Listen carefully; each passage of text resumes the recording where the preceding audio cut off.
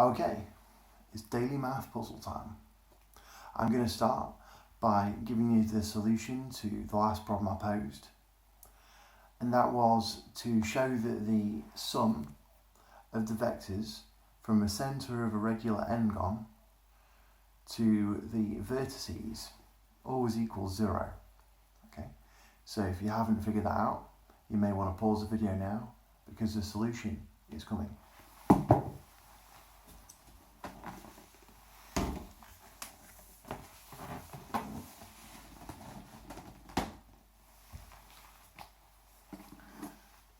So here's a formal statement of the problem. I want to show that the sum of the vectors from the centre of a regular n-gon always equals 0. Here's a case where n is 5. There's probably lots of ways to do it. Here's a particularly short way. So this is the solution. We're going to denote the sum of these vectors as r. Now, you can see that the regular n-gon has a symmetry in that if we rotate it by 1/n of a turn, essentially the picture looks the same.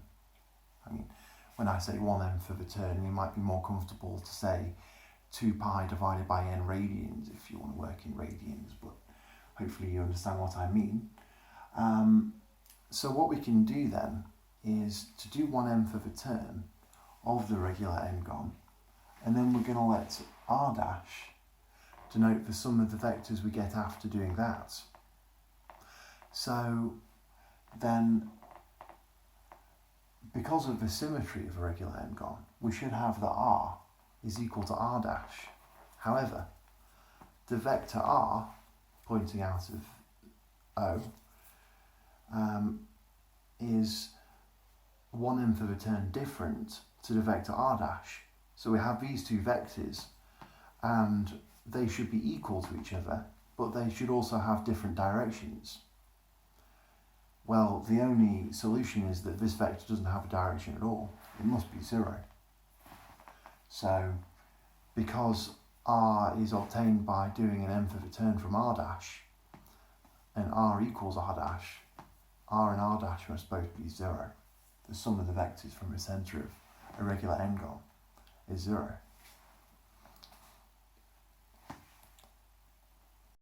Okay then, so here is the problem for today.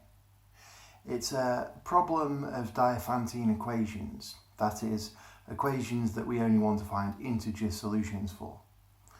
And what the problem is we have this equation here, n to the power of 4 plus 2n cubed plus 2n squared plus 2n plus 1, where n is a positive integer, a whole number.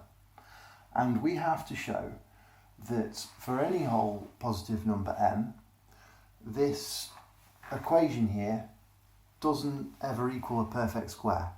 That is, it's never equal to a positive integer squared. So, can you find an argument for this? Can you show that this is true? It's a very nice problem. There's a couple of fairly nice short solutions. So, good luck.